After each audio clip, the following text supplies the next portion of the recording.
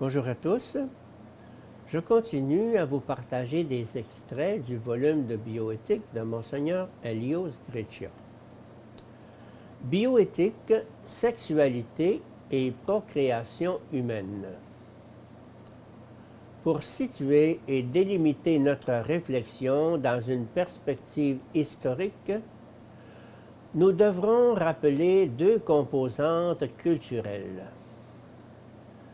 La première, qui est aussi la plus répandue, concerne le permissivisme hédoniste, d'origine bourgeoise, concomitant avec la culture industrielle et post-industrielle, que l'on retrouve dans la philosophie de la sexualité comme consommation, la sexualité sans risque et sans remords.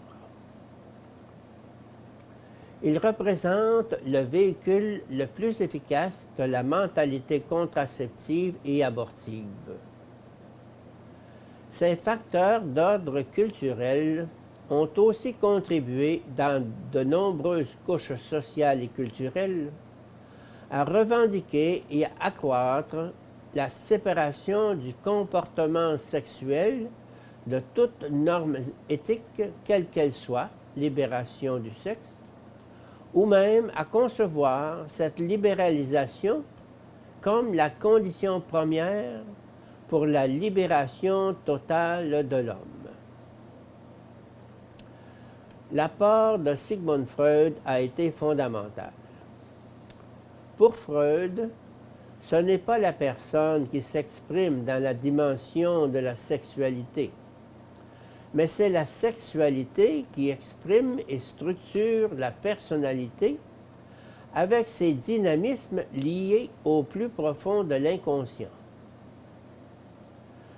Les manifestations de la personnalité, même celles qui sont les plus géniales et spirituelles, telles que la culture et l'art, sont le produit et l'élaboration de ces dynamismes et de ces mécanismes de défense, sublimation, répression, fuite, agression, etc.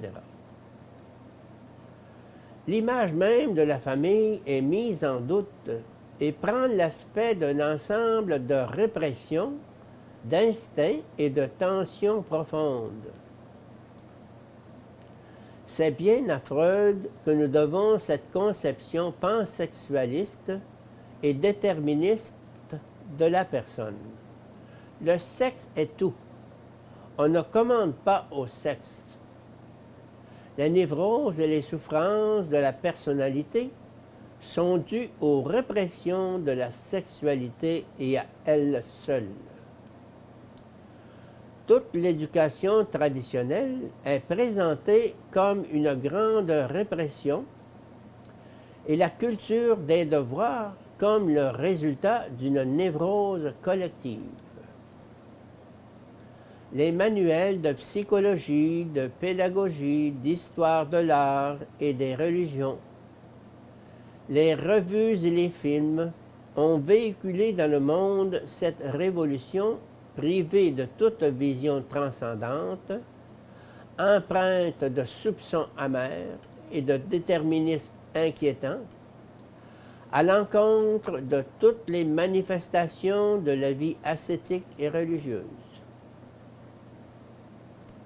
La philosophie existentialiste de Jean-Paul Sartre et des tendances similaires ont fortement contribué à la conception nihiliste de la morale et à l'exaltation de l'expérience sexuelle en tant qu'expression libre et forme privilégiée, sinon unique, de communication.